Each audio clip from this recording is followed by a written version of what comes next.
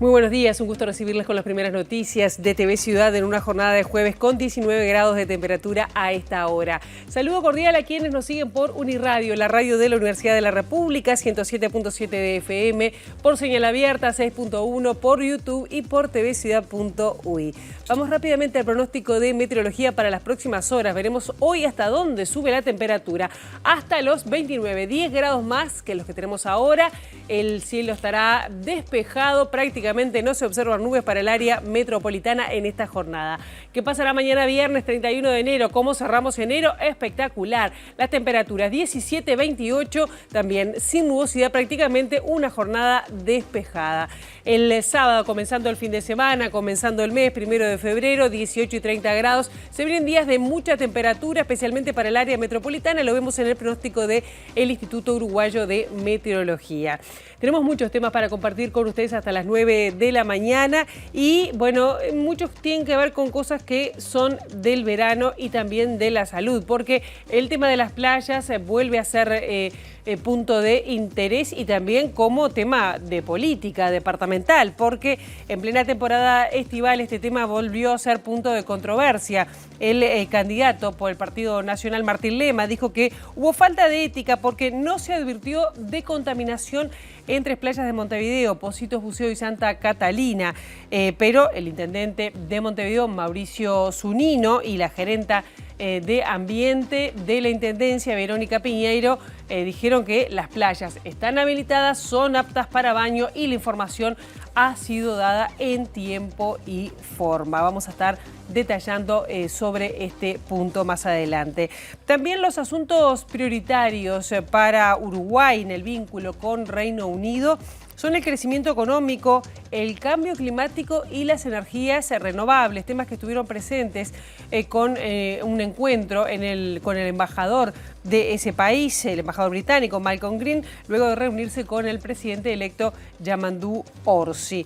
Vamos a ver algunas de las novedades que siguen surgiendo con respecto a este tema de conexión ganadera. El abogado Juan Pablo Decia, que representa a inversores que han sido afectados por la situación de esta empresa, reclamó que los directores de la empresa vuelquen su patrimonio personal para reconducir los destinos de conexión ganadera. Según Decia, por ahora las soluciones planteadas pasan o pesan más bien sobre los hombros de los inversionistas. También vamos a hablar de una inspección ocular que se hizo en el módulo 4 del Excomcar, sobre este tema, sobre situaciones denunciadas de hacinamiento, a pedido de la Organización de Funcionarios Civiles y Penitenciarios y la diputada del Frente Amplio, Betiana Díaz, en el marco del habeas corpus correctivo habilitado por el Poder Judicial. Se espera que sea convocada una nueva audiencia tras esta inspección ocular. Y hablamos de saneamiento porque se puso en marcha el plan de saneamiento 4 con una inversión de 70 millones de dólares.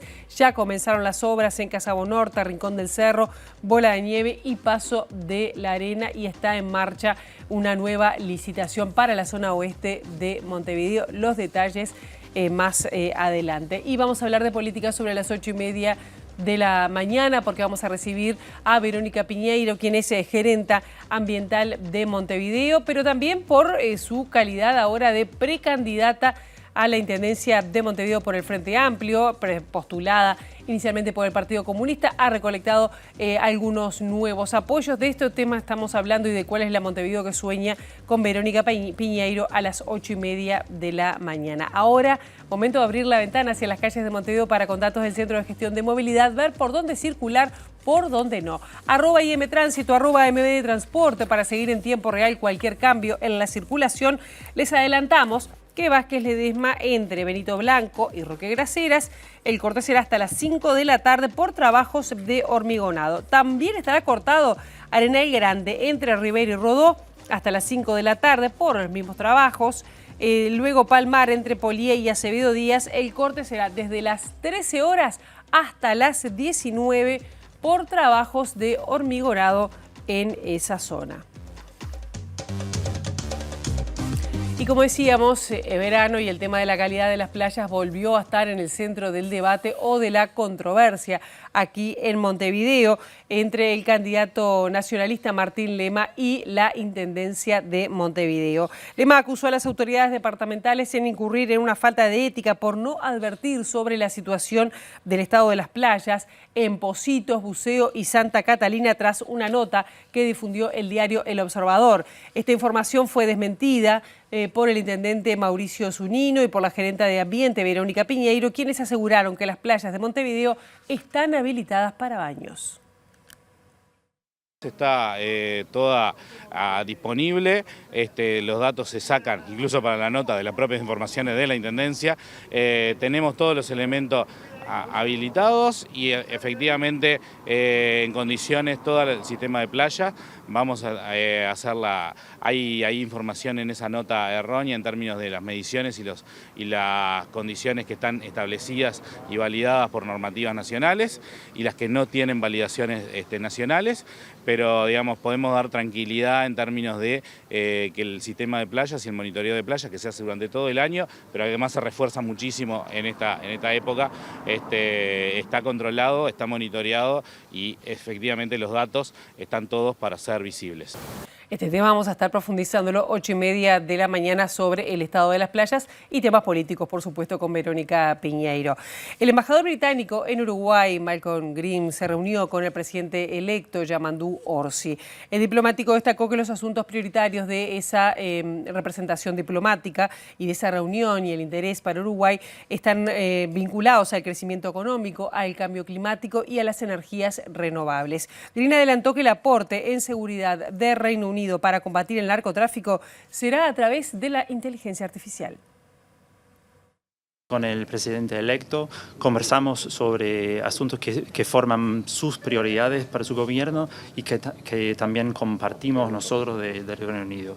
O sea, por ejemplo, el crecimiento económico, el cambio climático, la energía renovable y también de los proyectos que tenemos de la embajada en las que queremos continuar trabajando con Uruguay. Tenemos un proyecto que usa inteligencia artificial para mejorar la respuesta, para ser más eficiente la respuesta contra el narcotráfico en avionetas que entran obviamente en el norte de Uruguay. Es un proyecto, estamos en el fase 2 del proyecto, así que por ahora no tenemos resultados, pero usa una colaboración entre empresas privadas aquí en Uruguay, agencias del gobierno, también las fuerzas aéreas y obviamente expertos allá de Inglaterra, más que nada para hacer un mejor eficiencia en el uso de los escasos recursos que tiene Uruguay para combatir el narcotráfico.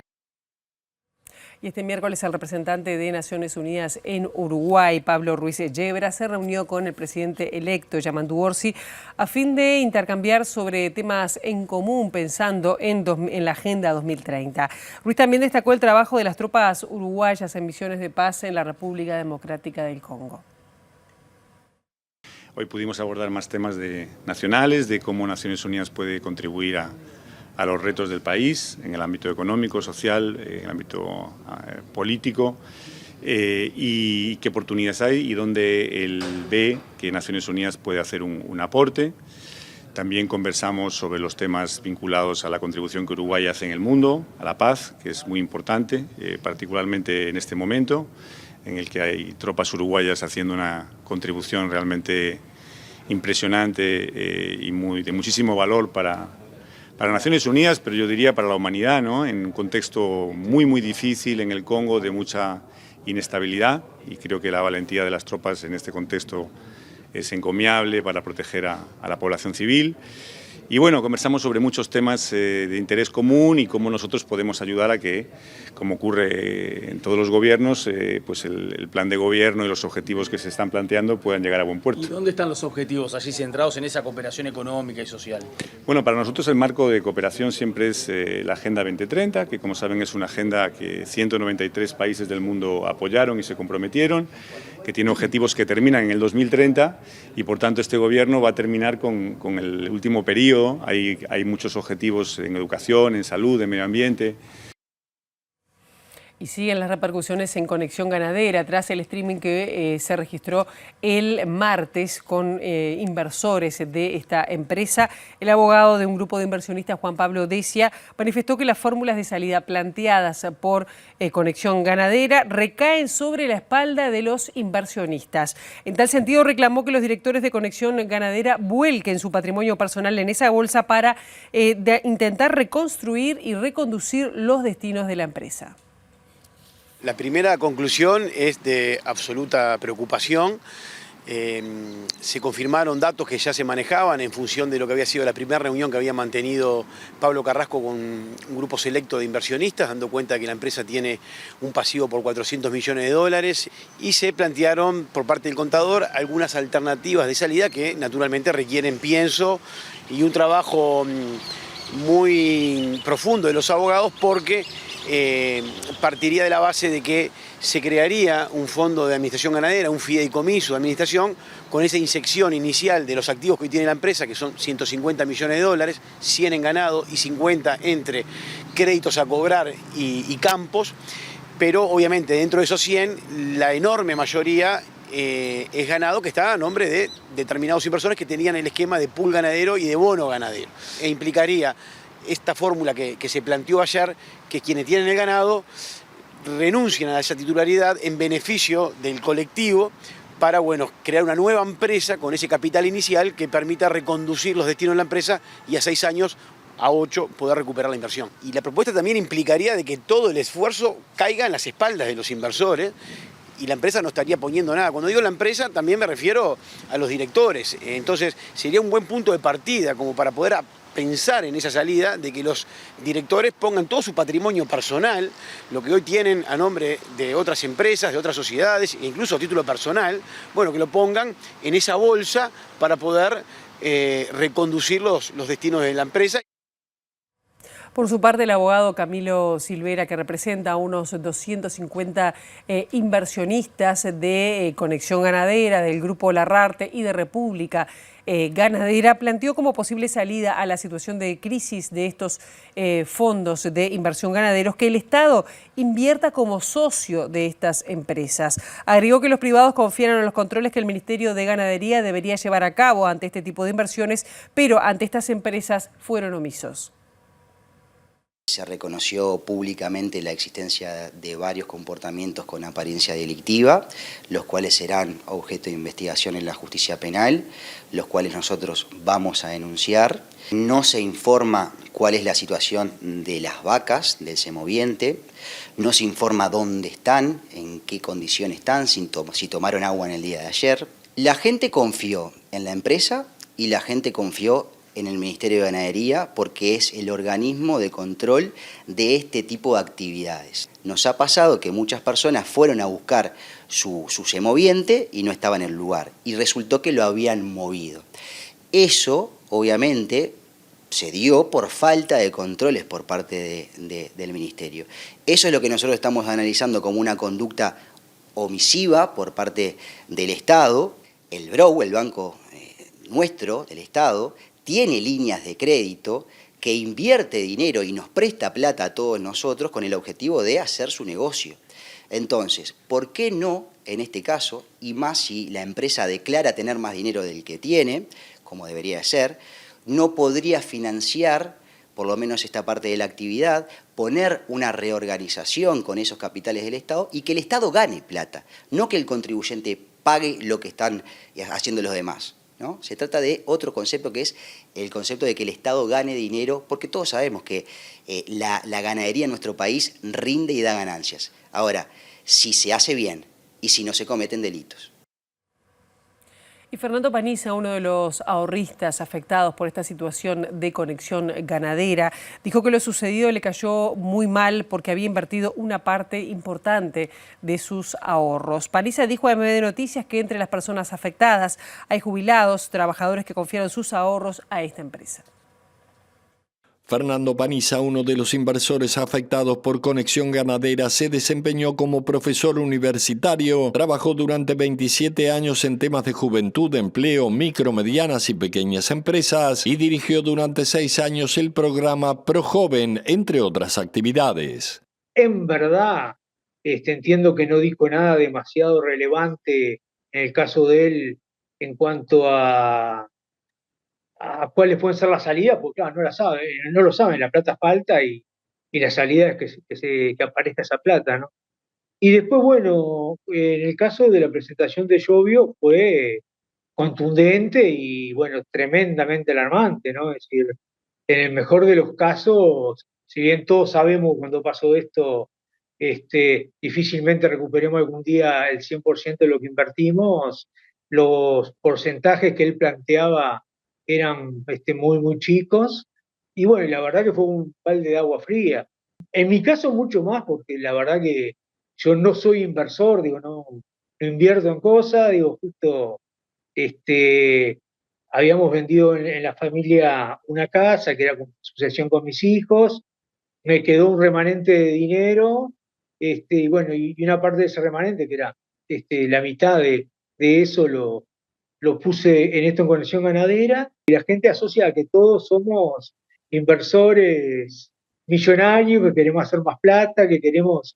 Bueno, yo en realidad estoy jubilado, era un poco el fondo que tengo como de reserva para mi jubilación.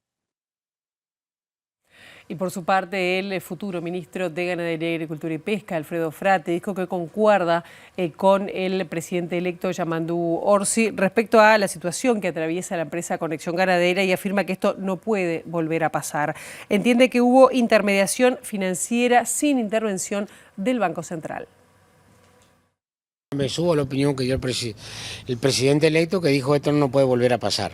Plati, por lo que se conoció, las actuales autoridades del Ministerio de Ganadería se están reuniendo con las autoridades del Banco Central para elaborar una estrategia en este tema y plantean eventualmente trasladársela a las futuras autoridades entrantes. ¿Cómo es esto? Sí, en la reunión de transición que tuvimos con el ministro me dijo que se habían reunido con el Banco Central, es decir, algo tendría que ver el Banco Central, si no, no se estarían reuniendo, ¿verdad? Para, bueno, decir cuál debería ser la estrategia de futuro. Algunos me dicen que ni siquiera pues, se precisaría una intervención legislativa, ¿no? Cuando dice algo tendría que ver, ¿a qué se refiere? ¿Qué tendría que haber hecho el Banco Central? No, bueno, lo que pasa es que si vos tenés un activo movible que depende de mercados internacionales, de incidencias climáticas, y te ofrecen una rentabilidad segura, eso es una inversión, es una transacción financiera. Y me parece que el sentido común me dice que el Banco Central no podía estar ausente. Sé que has hecho intervenciones, lo han dicho públicamente, las reconozco. El tema es que las intervenciones no dieron resultado porque las propagandas sobre este tipo de inversiones estuvieron hasta un día antes de que aparecieran los problemas. Y la Fiscalía General de la Nación comenzó a investigar esta situación de Conexión Ganadera. En primer lugar, el caso fue asignado a la Fiscalía de Delitos Económicos a cargo de Alejandro Machado, quien venía investigando el caso del Grupo Larrarte, pero fue reasignado a la Fiscalía de Lavado de Activos porque en el equipo de Machado existe un integrante que tiene vínculo con una de las personas damnificadas. Desde el viernes concretamente comenzaron a recibirse denuncias que se hicieron en la órbita policial con respecto a la situación de Conexión Ganadera. Estas denuncias, que son más de una, fueron analizadas por la DPA, que es la Dirección de Depuración, Priorización y Asignación de la Fiscalía, que es la que asigna los casos a los distintos fiscales. Estas denuncias fueron asignadas a la Fiscalía de Delitos Económicos de primer turno, que está a cargo del doctor Alejandro Machado. Sin embargo, el doctor Machado solicitó una reunión con la fiscal de corte, la doctora Mónica Ferrero, para plantear lo que se conoce como un derecho a abstención, porque un familiar directo de una de las integrantes del equipo es damnificado por esta situación. En función de eso, atendiendo a esa situación, la doctora Mónica Ferrero hizo lugar a la solicitud de abstención y estas denuncias van a comenzar a ser investigadas por la Fiscalía de Lavado de Activos, que está a cargo del doctor Enrique Rodríguez. Me interesa señalar, si ustedes me permiten, que la designación de Rodríguez es una designación que está establecida por resoluciones de la Fiscalía de antemano a esta situación, ¿sí? El subrogante natural de la Fiscalía de Lavado de Delitos Económicos del primer turno es la Fiscalía de Lavado de Activos. El fiscal Machado, sin embargo, continúa investigando denuncias vinculadas a Grupo Larrarte, previas a las de Conexión Ganadera que tomó el fiscal Rodríguez.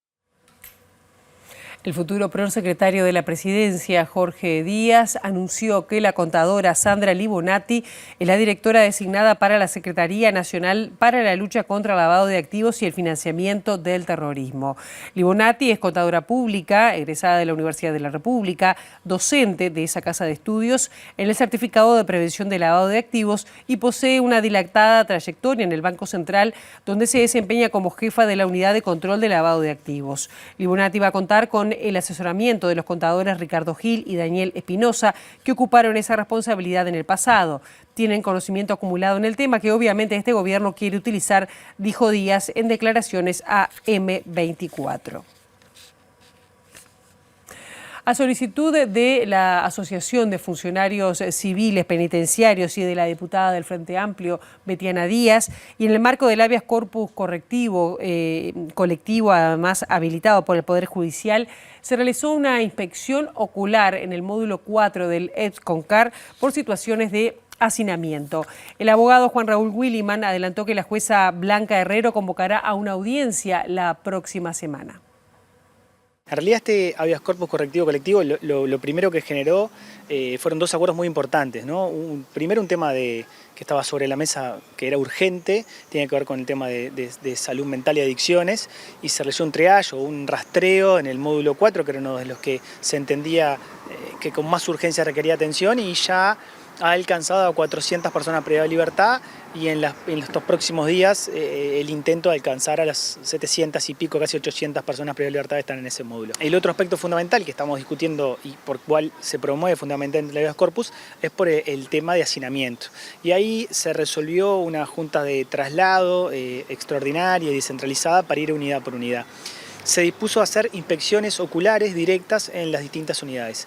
Y así se dispuso y así se empezó por el módulo 4, la unidad número 4, entendiendo que era una de las más complejas. Y hoy la jueza se tomó el trabajo de hablar personalmente con muchísimos personas de libertad que se acercaron a plantear distintas cuestiones para resolver de forma inmediata. Y bueno, eso indica que el habeas corpus sigue dando su fruto para lo que parece urgente.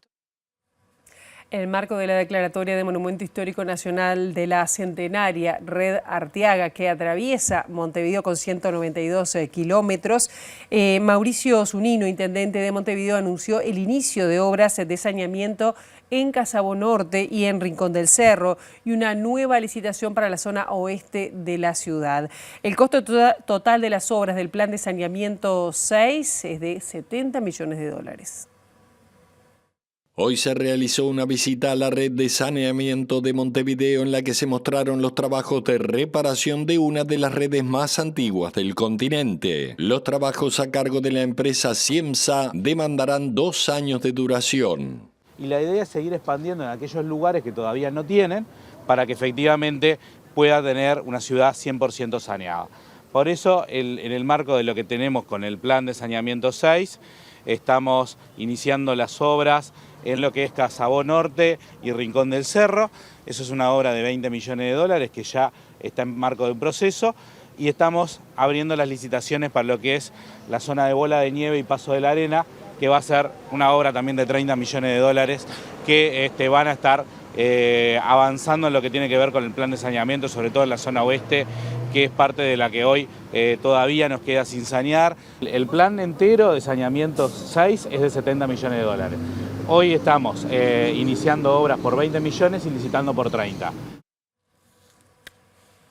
Y volvemos a temas políticos porque una carta que llegó al directorio blanco pidiendo la habilitación de Valentina Dos Santos en el departamento de Artigas para el Partido Nacional vuelve a poner el tema sobre la mesa. El edil blanco de Artigas, Marcelo Silva, dijo que su sector, la lista 40, tiene confianza en que el directorio del Partido Nacional mantendrá la inhabilitación de la exdiputada Valentina Dos Santos y no permitirá que use el lema en las departamentales de mayo, pese a las más de 7.000 firmas presentadas para revertir esta situación. Silva dijo que este miércoles enviaron una carta al directorio pidiendo fijar la fecha de la convención y aseguró que el ex candidato presidencial Álvaro Delgado es el único que demuestra interés en que sea rehabilitada.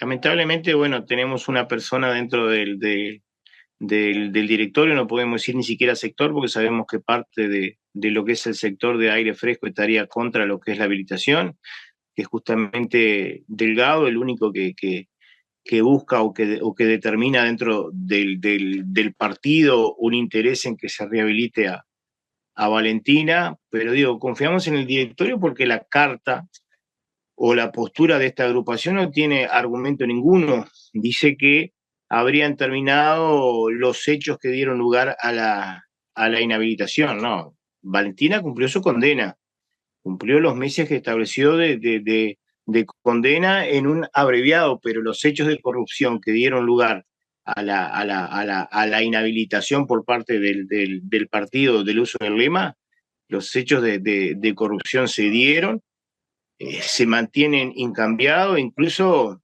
hay determinadas agravantes en estos temas. El presidente de la República, Luis Lacalle Pou, envió una carta a la vicepresidenta y presidenta de la Asamblea General, Beatriz Argimón, solicitando o anunciando la renuncia a su banca tras las elecciones de noviembre o de octubre en este caso, ¿no? Esto a través de una carta dirigida a Argimón, que preside la Cámara Alta de nuestro país. Vamos a otros temas. La Confederación de Sindicatos Industriales denuncia atropellos a las libertades sindicales y también la violación de ámbitos de negociación tras el conflicto en el sector lácteo, también de panificados y en la industria del dulce. Solicitarán a las nuevas autoridades del Ministerio de Trabajo un registro de empresas infractoras y reconocen que no encuentran salida del conflicto que atraviesa la empresa Coleme de Melo. Venimos soportando una cantidad de ataques antisindicales y bueno, se está habiendo un cambio de gobierno en el último mes bastante complicado porque, como tú bien decías, lo de Coleme, que ya viene meses y no hemos tenido la voluntad de la patronal y también del gobierno de llegar a algún acuerdo. Hay empresas que viven constantemente violando, o sea, y ahí a veces no es que no haya reuniones, pero cuando a los trabajadores nos reprimen o nos despiden, en este caso de un día para el otro, sin causa, no son tan rápidos de llamar y citar, insistir, como cuando es a la inversa. Cometemos algún error nosotros y enseguida las alarmas rojas se suceden y nos llaman enseguida. Entonces, lo que estamos reivindicando acá y planteando al gobierno, por más que se está yendo, es que tome carta en el asunto y le dé la importancia necesaria. Es muy difícil entender cómo una cooperativa, primero que nada, segundo, en el interior profundo, no se sienta a negociar realmente de buena fe. Yo creo que están haciendo el último intento ante el cambio de gobierno para terminar de liquidar la organización sindical. Y no es lo que yo crea solamente, sino lo que están demostrando los hechos en Coleme, y bueno, también sumo lo que está pasando en Vintelux y en Friopan, que no es la primera vez que tenemos un conflicto de este tipo. La Organización Nacional de Trabajadores del Dulce y ramas afines analiza declararse en conflicto por el despido de varios trabajadores de la empresa Vintelux. El sindicato se movilizó por falta de pagos y luego de esto 6 compañeros fueron desvinculados de la empresa, así dice el comunicado. Denuncian que no se brindaron argumentos sólidos y se intenta eliminar la presencia del sindicato dentro de la fábrica. Y el lunes nos movilizamos hacia la puerta debido a varias irregularidades que tiene la empresa con los trabajadores, como el pago de licencia, salario vacacional. El día viernes le cortaron los vales solamente al personal afiliado, porque nosotros sacamos unos folletos donde se dice que tal empresa, por ejemplo, Palmarbella, Limay, que es los productos que ellos trabajan, incumplen con la ley de licencia. Debido a eso, el empresario toma como represalia a los compañeros afiliados no darle el vale, que es un valor de 3.000 pesos todos los viernes, y productos que sacan ellos para que después sean descontados. Eso nos implica que el gremio dictamina una asamblea con movilización a las puertas de la empresa y bueno, debido a esa movilización, los compañeros a las 6 de la tarde reciben vía WhatsApp por Recursos Humanos la desvinculación por notoria mala conducta. Obviamente hay que entender por qué es la notoria mala conducta. La empresa alega que fue porque se pintó el muro y porque hubo un inminente posible incendio porque se quemaron 2 llantas. Tenemos el parte policial, los policías se presentaron, donde dicen que la movilización fue sumamente pacífica, que no intercedimos ni siquiera a los accesos de la empresa, ni siquiera cortamos el tránsito. Este jueves los trabajadores asistirán al Ministerio de Trabajo y posteriormente a la Cámara de Industrias, con el fin de que la empresa reintegre a los trabajadores despedidos y abone el pago de los jornales adeudados. A 43 años del secuestro y desaparición del militante comunista Miguel Mato, último desaparecido de la dictadura cívico-militar de nuestro país, se llevó a cabo una jornada de recordación denominada Una flor para Miguel. Sus familiares siguen reclamando avances de la justicia. Para nosotros este acto de memoria colectivo, porque en realidad Miguel siempre está cotidianamente con nosotros, el hecho de que compañeros de trabajo del barrio, de su infancia, compañeros del liceo, en fin, muchos camaradas, compañeros del Frente Amplio, que hayan venido, para nosotros es reconfortable, sentimos el abrazo y el cariño y por supuesto la memoria y el recuerdo de Miguel. Murió cuando lo asesinaron en realidad y desapareció cuando tenía 28 años. Verónica, ¿en qué está la causa judicial que involucra a Miguel? Bien, la causa está como muchas otras causas, estancada o muy lentas, pero bueno, gracias a las distintas acciones vinculadas con la Fiscalía de Lesa Humanidad, la Fiscalía Especializada, se han dado algunos pasos con respecto a esto, pero siempre los abogados defensores de los perpetradores de estos delitos siempre tienen esas chicanas. Por eso nosotros, más allá de eso, tenemos fe en la justicia uruguaya. En este segundo bloque de MBD Noticias estamos recibiendo con muchísimo gusto a Verónica Piñeiro, nueva precandidata a la Intendencia de Montevideo por el Frente Amplio, pero además vamos a decir que ocupa la gerencia ambiental de Montevideo, entre otras cosas, porque además es vicepresidenta del Frente Amplio. Mucho título. Verónica, un gusto que estés con nosotros esta mañana. Muchas gracias por la invitación. Enseguida vamos a hablar de temas políticos, ¿no? Pero antes quería preguntarte de algo que, bueno, abrimos el informativo con esto, ya hace unas horas que es una preocupación, o por lo menos un punto de controversia, como es el estado, la calidad de las playas. ¿Son aptas para bañarse? ¿Podemos tener la tranquilidad de las playas de Montevideo de tirarnos un chapuzón? Las playas de Montevideo son aptas para baño, cumplen con la normativa establecida de los parámetros que tienen los niveles de los parámetros que se consideran en la normativa para establecer que una playa es apta para baños, para uso recreativo. Ahí la Intendencia de Montevideo realiza monitoreos durante todo el año y los intensifica en la temporada. Esto es desde noviembre, mediados de noviembre a fines de marzo, intensifica esos monitoreos para obviamente tener más información sobre el estado de situación de las playas. En esos monitoreos que se realizan en 22 puntos de toda la costa, de las playas del este y del oeste, se analizan los coliformes, se analiza la presencia de cianobacterias, se analizan otros parámetros fisicoquímicos que también nos dan información sobre las características del agua y nos permiten analizar cuál es el estado de situación, pero los parámetros fundamentales que tiene en cuenta la normativa, el decreto 253/79 y sus modificaciones de 2008, tienen en cuenta la concentración de coliformes y la presencia de cianobacterias más para dar el estado de situación de las playas más por temporada. Y esto que se mencionaba ayer de esto, enterococos, que es un mejor indicador de contaminación, en principio diría la OPS, que ayer se puso sobre la mesa, que sé que la Intendencia lo toma, pero ¿es importante para saber si me puedo tirar y trago accidentalmente agua? Digo, estoy pensando en todas las posibilidades. Los niveles de enterococos no están establecidos, no tienen dentro de la normativa un nivel para definir la aptitud para baño del agua de las playas. no está definido, no está integrado en la normativa. Sí fue parte de la discusión cuando se revisó el decreto 253/79 en el marco del Gesta Agua, un grupo técnico, de técnicos de la academia, de las instituciones del gobierno y de los gobiernos departamentales, para definir, bueno, la actualización de esa normativa. Esa normativa tuvo esa actualización en 2008, que implicó un cambio en las categorías de qué debía cumplir para ser una playa apta para baños, y eso es lo que se cumple. Eso que tiene esa modificación de 2008, que lo que tiene es un cambio en los niveles aceptables de los coliformes termotolerantes, y que eso también tuvo como un aumento de nivel de tolerancia. Pero más allá de eso, creo que lo importante y lo central es los parámetros que la normativa plantea para definir si el agua de la playa es apta para el uso recreativo. En su categoría, hay una categoría definida dentro de ese decreto.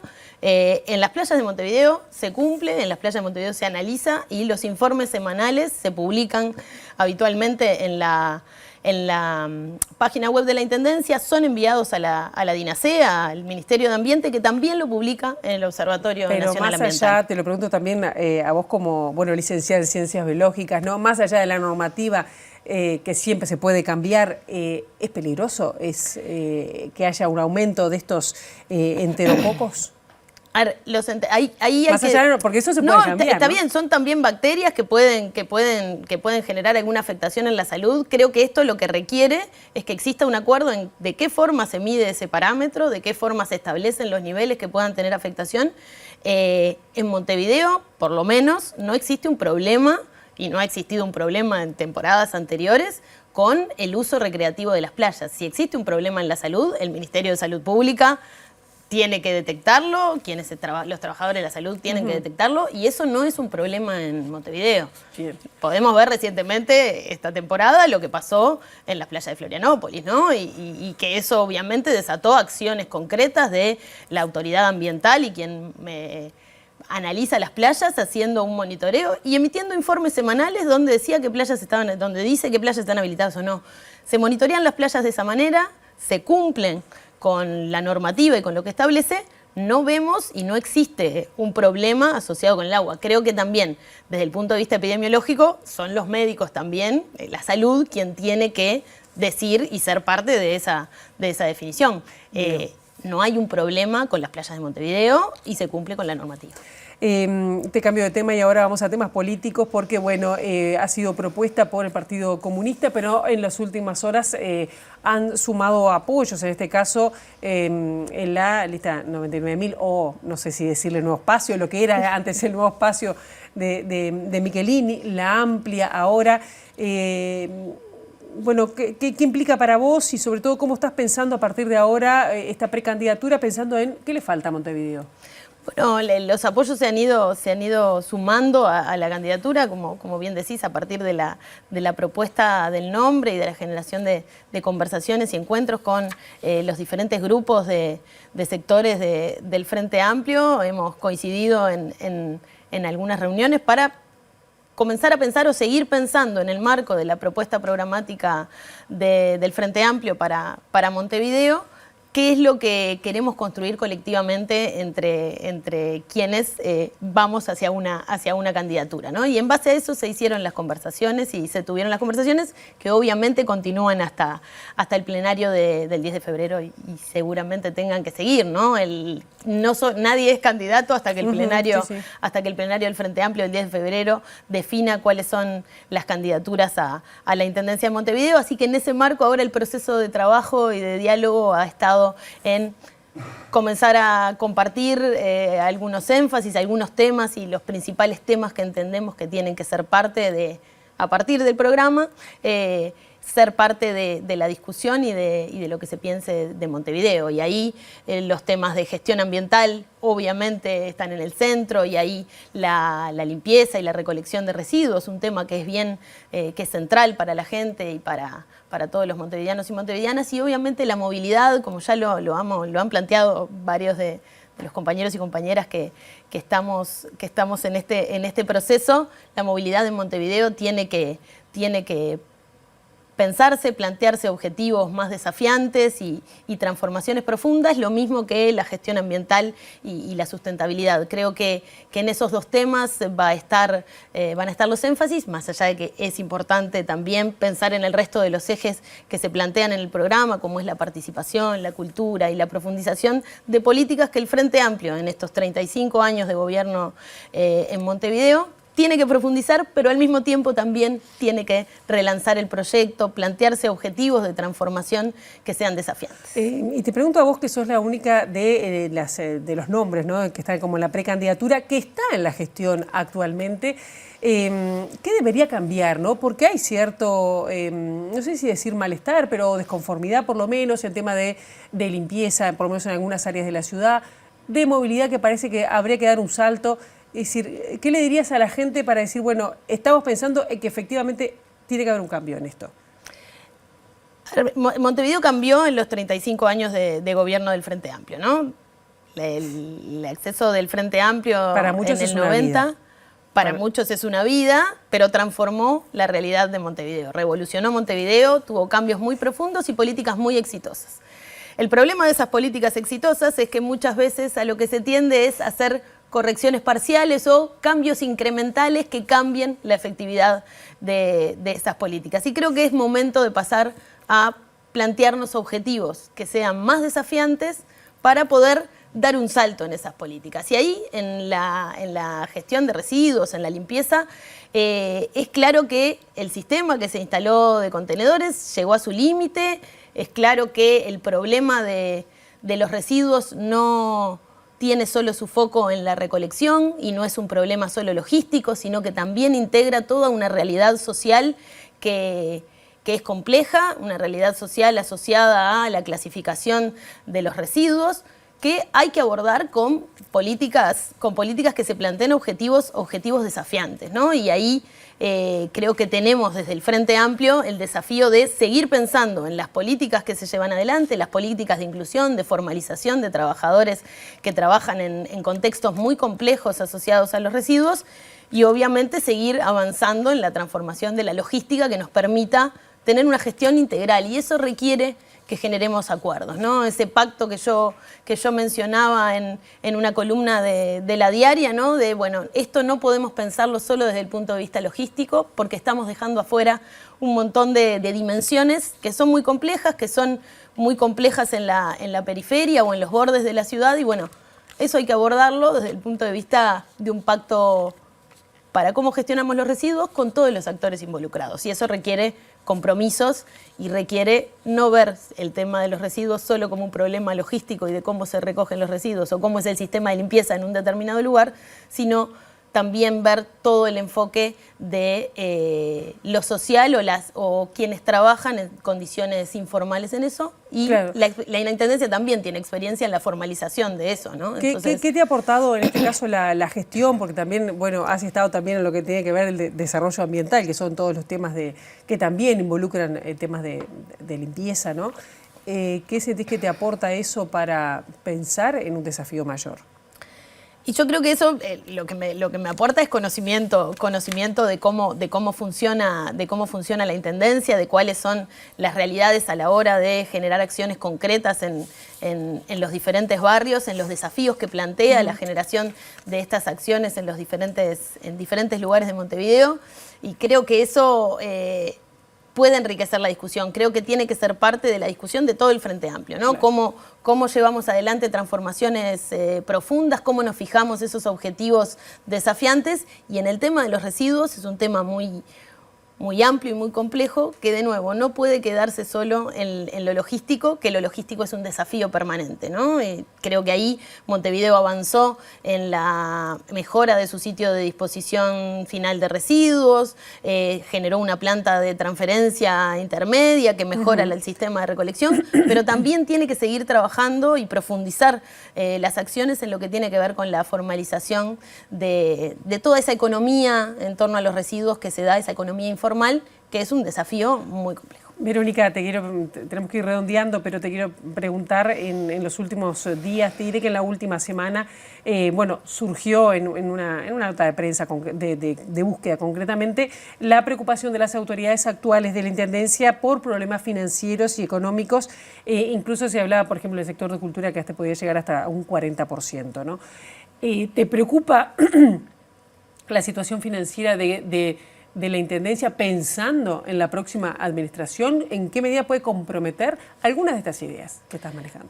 Yo creo que se trabaja con la realidad o se piensa con la realidad y el contexto que se tiene, ¿no? La situación financiera de la Intendencia, ahí hay que dar la tranquilidad que la Intendencia cumple con las obligaciones que tiene, ¿no? Y eso genera escenarios en los que hay que trabajar con el escenario de la realidad que se genera.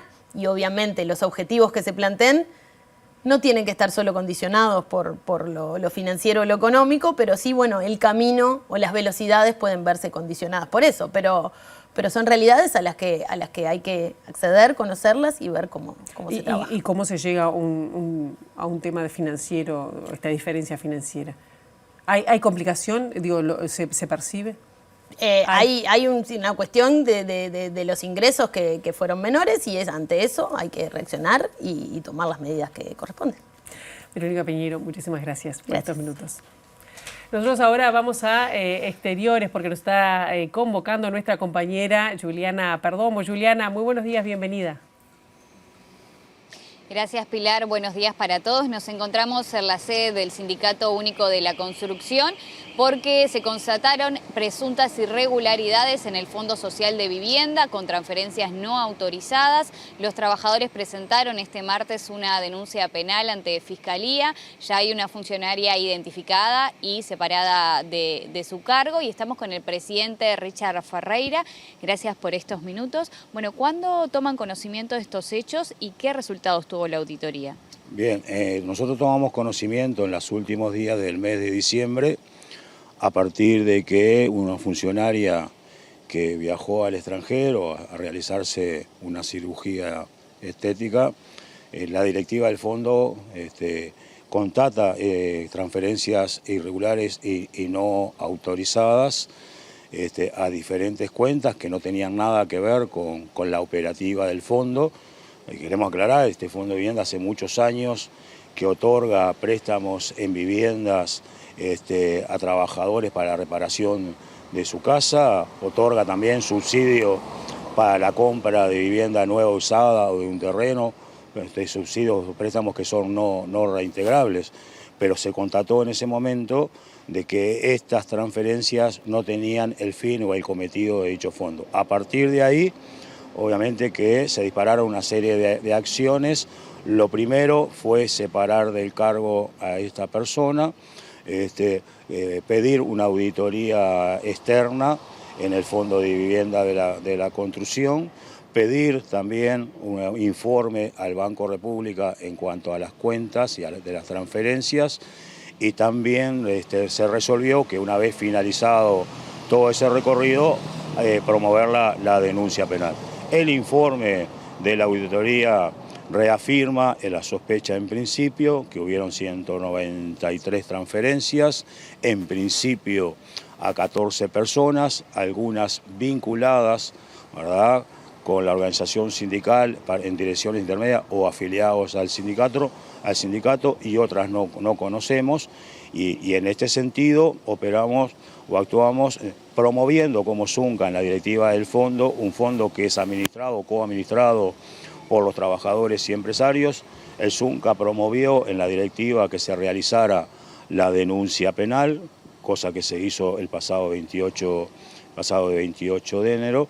También en nuestra interna y de acuerdo a nuestros estatutos, ¿verdad?, se determinaron sanciones disciplinarias a todos aquellos trabajadores que se identifiquen, ¿verdad?, relacionados a este tema grave, y también resolvimos, dentro de otras cosas, informarle al conjunto del gremio a través de los medios que tenemos, pero también a través de las redes de las asambleas que realizamos. De hecho, hoy estamos en el medio de una red de asamblea donde intentamos, ¿verdad?, informarle a los trabajadores de lo que sucedió en su fondo de vivienda, porque de hecho los trabajadores aportan, junto con el sector empresarial, aportamos a dicho fondo y por lo tanto corresponde que de primera mano y dando la cara, los trabajadores, en particular la dirección del sindicato, informe al gremio, ¿verdad?, no solamente sobre lo que pasó, sino lo que estamos haciendo, y queremos también transmitir con que esta denuncia, por lo menos nuestra intención,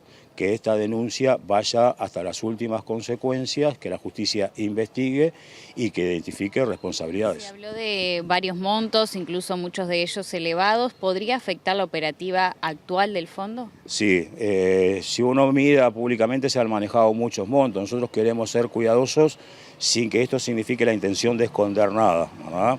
Son montos muy importantes, ¿verdad?, pero considero que no van a afectar la operativa del fondo.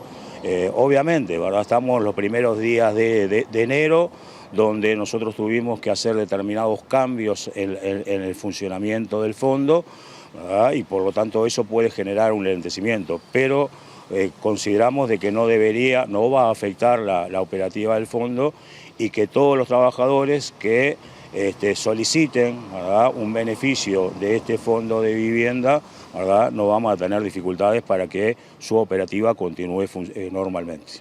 Hoy la única funcionaria desvinculada es esta persona, y después había dos más que se había constatado en diciembre. Sí, esta funcionaria, tenemos que aclarar, esta funcionaria estaba contratada desde el año 2005, ¿verdad?, tenía muchos años trabajando para esta institución, tenía una responsabilidad muy importante dentro de la estructura de dicho fondo, y obviamente, bueno, sí, más allá del hecho concreto, real, y en la medida que se constate, la justicia constate un hecho grave delictivo, ¿verdad?, fue separada, obviamente, ¿verdad?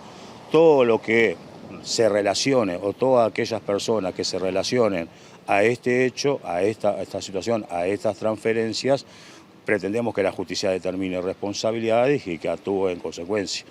En otro sentido, en términos políticos, nosotros ya con lo que sabemos o lo que se ha podido constatar de estas 7 personas que estaban relacionadas a la organización sindical, ¿verdad?, de acuerdo a nuestro estatuto ya nos permite tomar decisiones disciplinarias. Muchas gracias, Ferreira. Gracias a ustedes por tiempo. Bueno, Pilar, allí la palabra del presidente del Zunca a propósito de estos recientes hechos. Reitero, ayer se presentó la denuncia penal en Fiscalía, así que vamos a seguir de cerca este tema. Muchísimas gracias, Juliana, y nosotros hasta aquí llegamos con esta primera edición. Ahora quedan en compañía de Ciudad Viva. La actualización informativa será a las 13, a las 18:55, y nosotros volvemos mañana bien tempranito con las primeras noticias de TV Ciudad a las 8 en punto. Pasen ustedes muy bien, buena jornada.